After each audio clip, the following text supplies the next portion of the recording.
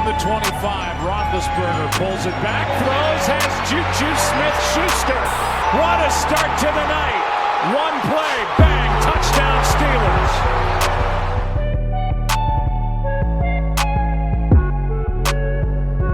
The Eagles take over at the 17. Foles steps up. Foles delivers. Deep one-on-one. It's caught. Aguilar.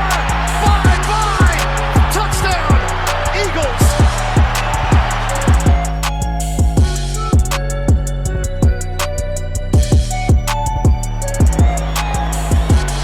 Steps into it. Pass is caught. Diggs. Sideline. Touchdown. Unbelievable.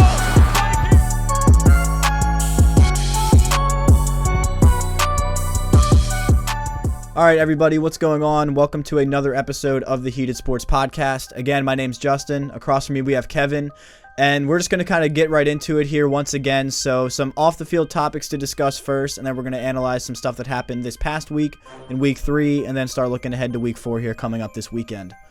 So first things first, a bit of old news kind of once this goes live, but Antonio Brown, released from the New England Patriots, did not take long at all, only playing in one game against Miami last week. And, yeah, Antonio Brown's out of there. Just more off-the-field distractions, more allegations coming to light as time went on, and they kind of just wanted to cut ties with it. I mean, no one can really blame him. Robert Kraft eventually making the decision. Antonio Brown then going to Twitter like he always does. That's his special skill. But just going to Twitter, ranting a little bit, as you would expect, saying that he's not going to be playing in the NFL anymore. Owners can take away checks whenever they please, this, that, and the other. I mean, what do you make of this? I mean, were you surprised at all that the relationship didn't last long in New England? And furthermore, do you think he's actually done in the NFL, or do you see a comeback coming, whether it's this year or maybe just wait until next year gets started? Yeah, not really surprised. You can't really blame the Patriots because they just don't really kind of tolerate that kind of behavior. And yeah, Antonio Brown leaving the Patriots kind of brings them back to earth, because when they had them, they were just an insanely talented team. It was kind of almost unfair. So this does bring them a little bit back down to earth, like I said. And as far as him playing again, I can't see him not playing another game in the NFL. This guy's probably the best receiver of my generation, best receiver I've ever seen play. And I just think eventually, it's not going to be this year, I doubt it. We don't even know yet what his punishment, if any, is going to be for his actions. But I'm going to say after this year, there's probably going to be a good chance that he comes back, just because he is so talented. Teams are kind of going to forget about all this kind of things that have been going on, and I think he'll be back in the league eventually. Just take some time off this year, yeah. I mean, that's kind of like what a lot of people are speculating. And I mean, this is the same guy that tweeted last offseason to keep his emotions off the internet, which clearly he's not doing whatsoever. So, I mean, just because he tweeted at the NFL, I'm not playing for the NFL anymore, no one's really buying into that 100%. But I mean, he could very well mean it this time. Who knows? No one. I don't even think Antonio Brown really knows what's going on. But right now, I would kind of bet the same thing, that he's not going to play this year. Right now, I can't imagine anyone wants him. No, I mean, there's still an active investigation going by the NFL, I'm pretty sure. I don't think that has concluded just yet with these recent sexual assault allegations and all that. A lot of situations coming to light that have happened in the last couple years. So yeah, I mean, while all that's going on, I don't think anybody's going to be interested. I mean, Adam Schefter had a quote when this happened that he was released, just saying that this is kind of the kiss of death for Antonio Brown. Like you mentioned, New England's kind of been at a very high standard, and they take in a lot of former players, even if they've had like some like speculative past kind of going into that season. But they cut Antonio Brown, did not take very long. So if a team like New England thought that enough was enough and like it's time to get rid of this guy, I don't really see any other teams kind of saying, yeah, we need this guy in our locker room. We need to get this guy in right now. I really don't know. As far as the future goes, I'm not going to close the door on it. I don't think it'll be interesting to see, and only time will tell. Wouldn't surprise me Antonio Brown decides to come back. If a team gives him a compelling offer, I guess we kind of have to wait and see. But we see it happening in the NFL. Players with kind of a history of questionable actions, after a little bit, kind of give it some time. Teams will outweigh the talent over the baggage. People forget very easily. Great. They'll forget. Yeah, I mean, whether it's like front offices, whether it's fan bases, people forget a lot. And yeah, if he would come in, even I'm sure the initial reaction would be pretty negative right away. But if he comes on to whatever team and then produces right out of the gate, people are going to forget about it in a heartbeat, I think. So it's just going to be a matter of if he can stay out of his own way. I think if he would make a potential comeback in the near future. But that's all I got to say about Antonio Brown. I don't think there's really anything else that needs to be said for the rest of this NFL season. And me, of all people, I'm very excited that Antonio Brown should hopefully be out of the limelight for a little bit. So let's kind of look into week 3 a little bit. So we made some picks in last week's episode, so now we can kind of reflect on some of that. First things first, we had our upset picks of the week. You were right once again. I unfortunately was wrong. You had the Lions upsetting the Eagles. I picked the Raiders upsetting the Minnesota Vikings. So what do you think of the Lions? I mean, are you buying into the Lions hype now, or are you kind of just looking at the Eagles being a pretty depleted team right now in terms of injuries? Yeah, the Lions obviously have started off the season hot. They don't even have a loss yet, just that one tie, week 1. But this is obviously, if you watch the game, it's due to the depletion of the Eagles wide receiver core and just mistakes made. I think they had 7 drops in that game, just one crucial one there at the end that could have, I'm not sure if it was to send it to overtime or to win it, but the drops killed them, and that's not at the fault of Carson Wentz or most of the other team. The Lions, I don't know. I think eventually they're going to slow down. The NFC North is too good. The Packers, Vikings, and Bears, they have to play those teams a total of 6 times throughout the year, and I don't know. Each one of them is going to be really difficult for the Lions to win. Yeah, I mean, I kind of agree with you there. I think the Eagles will get back on track. It is tough, though. I mean, Dallas is looking really good in that division right now, and they're currently 3-0. Haven't had a whole lot of competition yet, which we'll get into a little later, but Alshon Jeffrey will be back. Apparently, he's slated to play in their Thursday night matchup this week against the Packers. But, yeah, I mean, missing other offensive talent. Deshaun Jackson's been out. Really no timetable for when he's supposed to be back. Obviously, we saw he was a big, deep threat in their Week 1 win against Washington. But, yeah, the secondary still concerns me. And there's really no injuries on the secondary right now, at least as far as my knowledge. And they just do not look very good. No knock on Matt Stafford, but, I mean, I don't think Matt Stafford's a guy that should be lighting up secondaries or anything like that. But they made him look pretty good in that, in their win on Sunday. But yeah, I'm not going to buy into the Lions hype just yet. Like you said, that's probably the most competitive NFC division that there is right now, as we currently stand. And yeah, they haven't had any divisional matchups yet. So I'd like to see how they fare against some of the division rivals in teams like the Packers and the Bears, who have been looking a little better as of late as well, before I buy into the Lions hype. I'm not too worried about Philly. I think they'll get it figured out. I'm not worried. Yeah, they still have a very, overall, their roster is extremely talented, one of the most talented in the NFC. Once they get these guys back, I think Alshon's going to make an initial impact in their matchup on Thursday. So once Wentz gets some of his top guys back, I think they'll be fine. Yeah, I don't know. Might be tough to win the division, like you said, with Dallas playing so well, but they're for sure a top contender for NFC wildcard team. Yeah. So just touching real quick on my blunder in my upset of the week. So I hyped up the Raiders maybe a little too much. I kind of liked what I saw. I love Darren Waller. He's pretty much been like their top weapon. He had like 10, 12 catches, 130 plus yards last week. So they still used him a lot, but that offensive line just does not look good. They couldn't get the running game going with Josh Jacobs, who I also like. But yeah, that offensive line's been a major concern for me. So we'll kind of have to wait and see there. Yeah. All right, yeah, so now transitioning to my blunder of a pick for my upset last week. I hyped up the Raiders a little too much.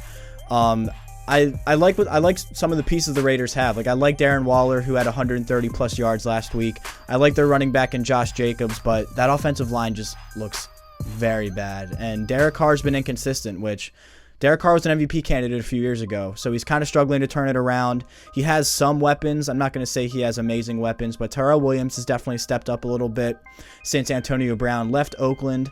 And, yeah, I mean, like I said, I like Waller as a new tight end. I like Josh Jacobs as a rookie running back, but offensive line is very important in terms of, like, your overall offensive core, and it's definitely, like, being their weak link right now, I think. And, yeah, when you're trying to get a rookie running back going, you're trying to protect your quarterback to make some throws, it's definitely causing some issues for him, I think. And maybe I just slept on Minnesota a little bit. I mean, Minnesota put up some points. They won 34-14.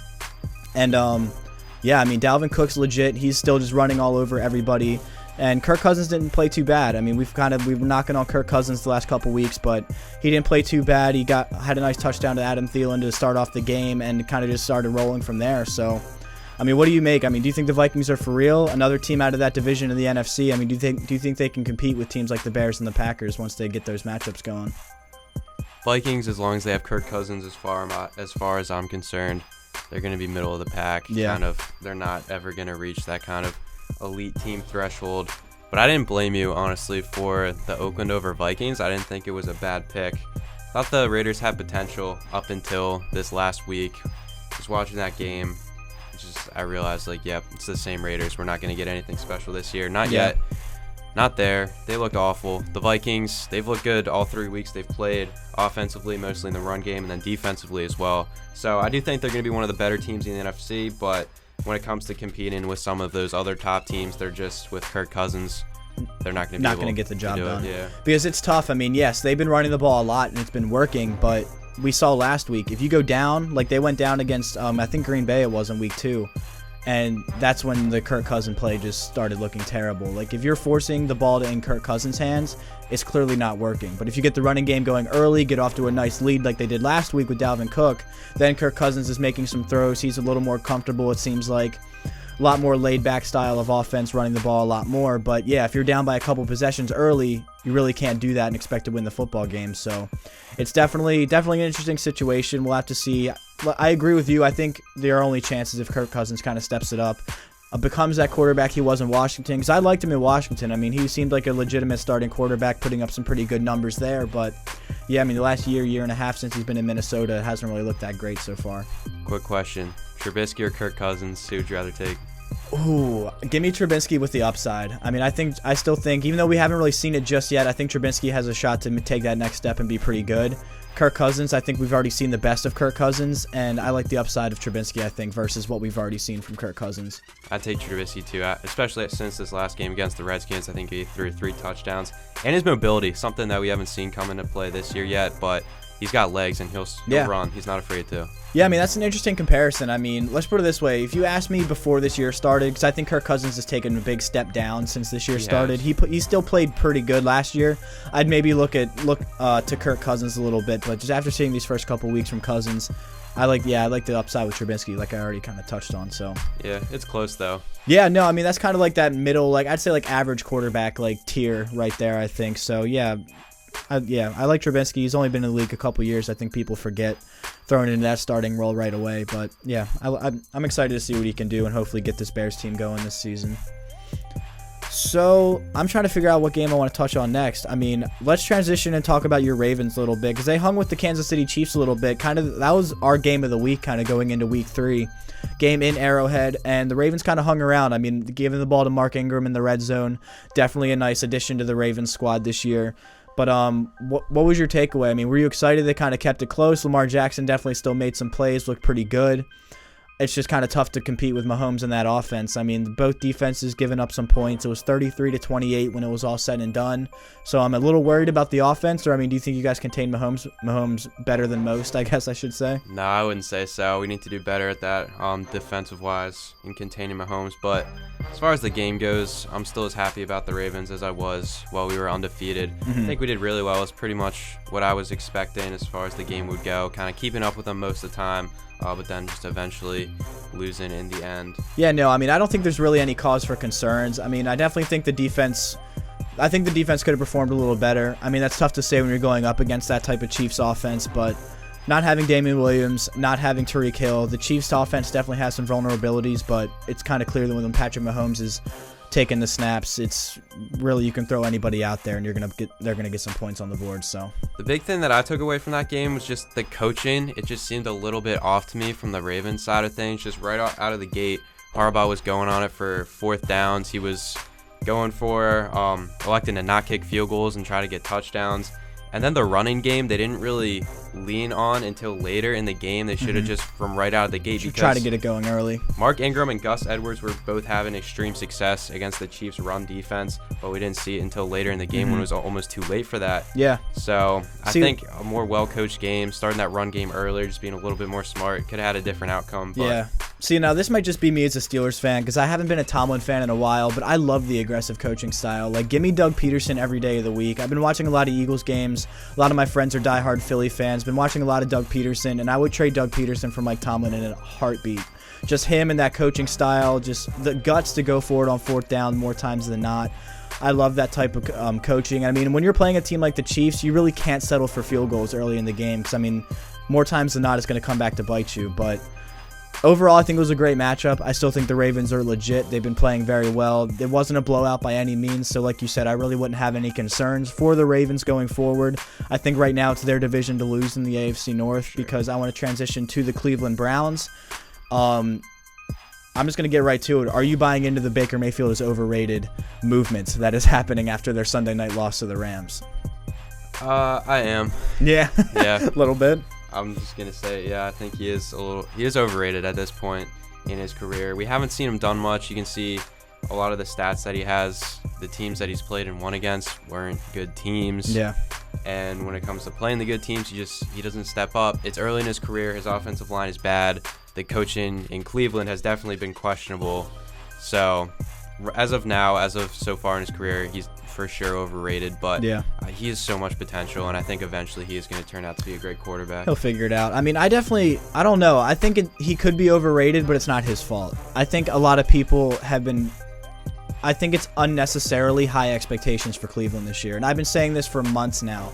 Again, like the offseason Super Bowl favorites, Cleveland Browns. I mean, maybe not as serious as some people make it out to be, but you can't put that type of expectations on a guy that hasn't even started a full season yet, a rookie head coach, and just a lot of new pieces coming into that Cleveland team. I mean, I love what Baker Mayfield is, and I love what he potentially could be. I think he has a lot of upside as a young quarterback, but right now with all the hype that's going around him, I mean, he's playing like I more expected him to. But I still think he'll turn it around. Some questionable decisions so far this season, a decent amount of interceptions. I think he had 1 or 2 last week as well. So we'll see what this team grows into become. But I like Cleveland. I still think they could turn it around, maybe be a wild card team. But yeah, I mean, Baltimore looks tough. Baltimore looks really good. Yeah, I can definitely see them turning it up around mid-season just because they are so talented. There's no way they're not going to figure out how to win some games. Yeah. All right, so rapid fire real quick. Quarterback controversy in Carolina. Kyle Allen looked really good, and Cam Newton is still pretty banged up. I'd start Kyle Allen. Yeah? Yeah. Well, no, they already confirmed that he is starting this week. For the rest of the year. Well, no. Start Kyle Allen. Just kick out Cam for the rest of the season? I would. Yeah, because they said there's no timetable yet for Cam, taking it week by week, but they already confirmed Kyle Allen is going to start against Houston this week. Looked really good against Arizona. I picked Arizona in the game. I really didn't know anything about Kyle Allen, just brand new quarterback being thrown in there. Pretty late in the week, they announced that as well, so I didn't think he'd have that much time to prepare, but, I mean, he lit it up. Long touchdown pass to DJ Moore.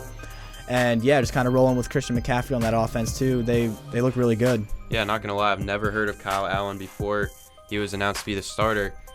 And I'm a huge Cam Newton fan. I know it's kind of out there to say that I would recommend starting Kyle Allen for the rest of the year, but Cam Newton has just been bad, and injury or not, just you got to do what's best for the team. Yeah. This guy, I think he threw 4 touchdowns in this game. Mm-hmm. I don't think Cam Newton's thrown one this season yet. I could be wrong, but he's definitely not thrown a lot, if any. No, yeah, I'm not sure. I can look into that real quick though, but the Panthers, they have a good team. They have weapons on offense. They've been building those up for the past few years. Their defense is always solid, well coached. Now they just need the quarterback play, and I think Kyle Allen will provide that at this point more than Cam Newton will, possibly due to the injury. So maybe Cam Newton could come back next year, but it's not the right time for Cam Newton. It just doesn't look good. Yeah, no touchdowns for Mr. Newton just yet. So week 1 against the Rams, 239 yards, 1 interception. Week 2 against the Buccaneers, 333 yards, no touchdowns, no interceptions, 49 completion percentage in that game against the Bucs on, I think that was Thursday night. That started off the week in week 2. So yeah, not the best numbers. We'll see what they do when he's back and healthy, because apparently he's still kind of recovering from his injury here. So it is early too. I should clarify that, because it's been 1 game from Kyle Allen. He was great, but we don't know if it can continue. But I should say, if this does continue, he continues to play at a high level and win games. Yep. I see no reason to put Cam back in there. But obviously, if Allen is bad and kind of comes back down to earth, you can put back in your guy. But Yeah. As long as he keeps it up, I see no problem keeping Cam on the bench. Yeah, I mean, if he's healthy. I've been hating on Cam for a little bit now, especially after this play so far this season. Wouldn't surprise me one bit if they would keep rolling with Kyle Allen if he continues this level of play. Kind of a no-brainer in my opinion, but again, Cam's been the franchise guy for a while now. They've had a lot invested MVP. in him. Been the face of the franchise, like you said, former MVP a few years ago. So it'll be a tough transition, but we'll kind of have to wait and see what they want to do once Cam's back and healthy. So that's really all I want to touch on from week 3. We'll take the back half of the show here, preview some stuff from week 4. And I'm just going to get it started here with a very weird matchup that I'm going to say I'm extremely excited for, and that's the Washington Redskins and the New York Giants, because Daniel Jones is back. I shouldn't even say back. Daniel Jones is here, and he's not going anywhere, leading an 18-point comeback last week to win against the Tampa Bay Bucks. Mind you, they missed a chip shot field goal to win the game, but it doesn't matter because Daniel Jones looked amazing, rallying the team back. Sorry, Eli Manning fans, if there's any of you left, but Eli's officially done in New York. Daniel Jones is here, silencing all the haters, and the reason why I like this matchup so much is because if the Redskins are smart, it's time to play Dwayne Haskins and throw him in there. Granted, they played against the Bears defense last week, but Case Keenum looked terrible, did not look comfortable the entire game, and I mean, it's time. I'm usually one to kind of wait this thing out, but the Redskins are 0-3, and Dwayne Haskins, it's time to get him in there. Show everybody what he's made of, because this is a good revenge matchup already, because this is the team that passed on Dwayne Haskins in the draft, and the Giants took their guy in Daniel Jones instead.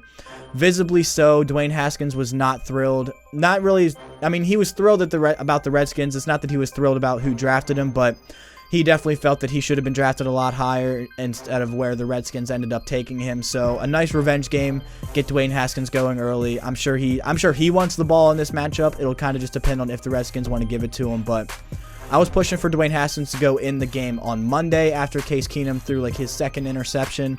But it's smart not to throw your rookie quarterback in against that Bears defense. That's just not asking for anything good. Might be almost too much pressure throwing him in this specific game. The Redskins, obviously, a bad team, bad offense, and then putting him up against Daniel Jones, who I can almost guarantee is going to keep it going against the Redskins defense, who we just saw Mitchell Trubisky look great against and throw 3 touchdowns. Yeah. So Daniel Jones, I can almost guarantee, like I said, is going to have a great game.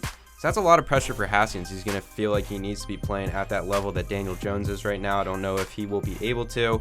And yeah, it just might be a little too much pressure for the young guy just yet. So yeah, I might wait one more week if I was the Redskins to throw Haskins in there. Give Keenum another chance because he was against, like you said, the Bears defense. So I don't know. First 2 weeks, Keenum did actually look like a decent quarterback. Yeah, but I don't know. I mean, that's a good point, though. But, I mean, honestly, you drafted this guy to win you football games. And give me a worse defense to play against in your first NFL start other than the Dolphins. The Dolphins don't count for any situations anymore. But that Giants defense is not good whatsoever. So, I mean, yes, you have that added pressure there going against the team that passed on you in the NFL draft. That pretty much everybody expected the Giants to take Dwayne Haskins. So, surprising a lot of people and angering a lot of people in the process. But Daniel Jones silencing the haters in that regard. But yeah, I don't know, man. Exciting game. I think I would love to see that. I would love to see that matchup. And yeah, why not? What do you have to lose? You're the 0-3 Redskins. Give the fans something to be excited about regardless. Going up against one of the worst defenses in the league. Instantly like top matchup of the week in my opinion. So I'd be excited for it, and I would definitely go out of my way to watch it if those two guys were going against each other.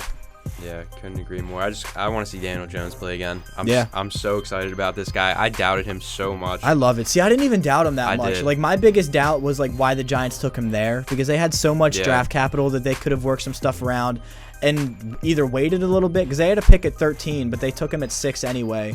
Still could have waited a little bit and then kind of took him later in the draft. Got some other talent maybe with that first pick, but they saw their guy and they took him. I didn't hate him. I mean, he played for Duke. Not a lot of tough competition with their schedule, but he looked really good in college. So I really didn't hate it too much. But Duke football. I've never heard of this guy. I've never watched this guy play before. He gets drafted 6th overall. Shocking to me. And now he's coming out here and like all of a sudden he's kind of mobile. He's running in touchdowns. Two rushing touchdowns. Like I didn't see that coming. I've never watched this guy play before. I love it. I can't get enough of it. Yeah. Can't wait to watch him play more. I don't think anybody did. It's just I think it was tough for a lot of people because just with the year that Dwayne Haskins had, for Ohio State last year.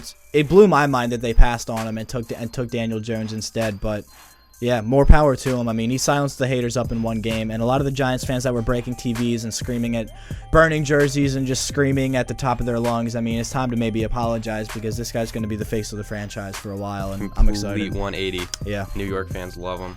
Yeah. Saquon, though, it's kind of tough.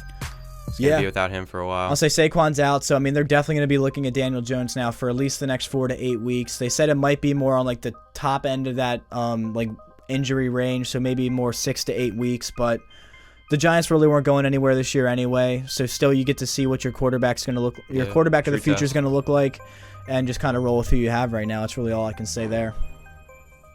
So let's transition here. Another good matchup that I like, Patriots-Bills in Buffalo. Both teams 3-0. Time to see if the Bills are legit. That's really all I'm going to say. Josh Allen hype is real. I love the kid. He's really kind of just rallying around this Bills Mafia mentality.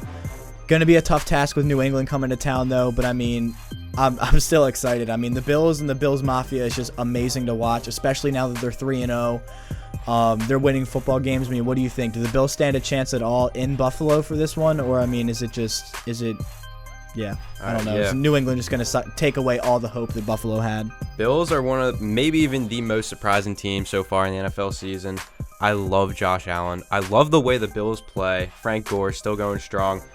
They're one of the most well-coached teams in the league, but it's just super underrated because you think coaches, you think McVay, you think Andy Reid. You don't think of the Bills, but they're out there and they're one of the better coached teams.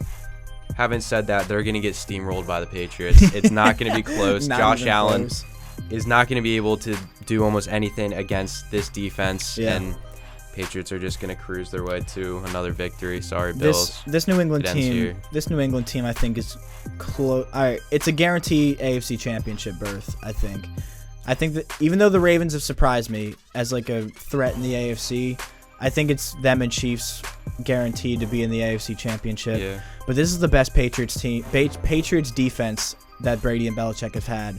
And when you put that type of defense in with Brady and Belichick and the offensive weapons they still have, it's frustrating because it's just another year of the New England Patriots, but yeah. I do think the Bills are legit. I think they're going to be a good team. I think potential wild card team. I don't think that's out of the question at all. I mean, it's tough, when New England's in your division, odds are you're not winning that division, but definitely a wild card potential.